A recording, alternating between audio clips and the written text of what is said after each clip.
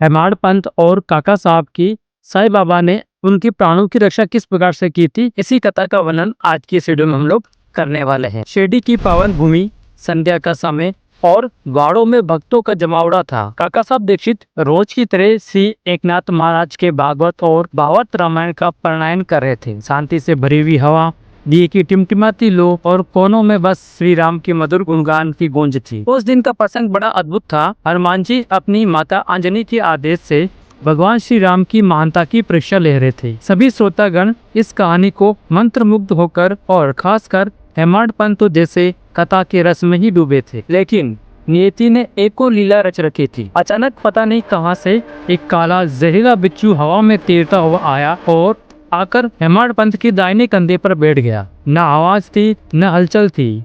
हेमाड पंत को जरा भी खबर नहीं थी। तभी साईं बाबा की करुणा में दृष्टि उधर पड़ी। उनकी नजरों में सब कुछ स्पष्ट था।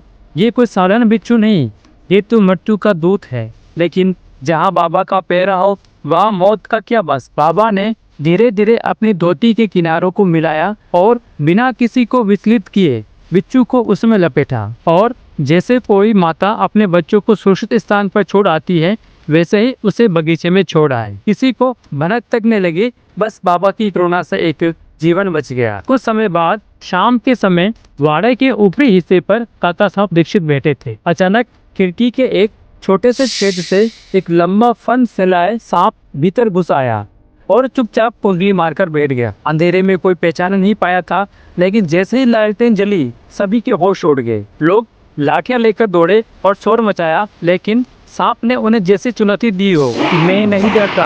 आखिरकार शोर से परेशान होकर वे सांप उसी छेद से बाहर चला गया। तब सबने राहत की सांस ली। लेकिन इस घटना ने भक्तों के मन में प्रश्न जगा दिया। मुक्ताराम बोले, अच्छा हुआ एक जीव की जान बच गई। लेकिन हेमाड पंत ने इसका विरोध किया और बोले कि सर्प या बिच्छू जैसे जीवों को बचाना उचित नहीं है, इन्हें तो मार डालना ही अच्छा है। इस प्रकार वाद विवाद काफी लंबा चला, पर नतीजा कुछ भी नहीं निकला।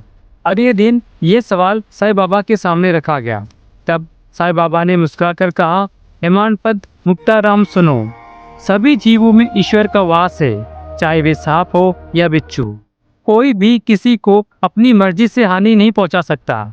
संसार का कण कण ईश्वर की मर्जी से चलता है, इसलिए किसी जीव से शत्रुता मत रखो। दया, प्रेम और शांत चित्त से जीवन जियो। ईश्वर ही सबकी रक्षा करता है, उसी पर भरोसा रखो। उस क्षण वहाँ उपस्थित सभी ने महसूस किया कि बाबा केवल जीवन बचाने वाले नहीं हैं, वे तो जीवन जीने का सही मार्ग दिखाने वाले हैं। और तब सबके हृदय में बस यही भाव था, साईं आप ही हमारे रक्षक है, आप ही हमारे स्वामी हैं। श्री साईं बाबा की इसी प्रकार की और भी कथाओं को जानने के लिए चैनल को सब्सक्राइब करें, बेल आइकन पर क्लिक करें, ताकि साईं बाबा की कहानी साईं भक्तों तक सबसे पहले पहुंचे।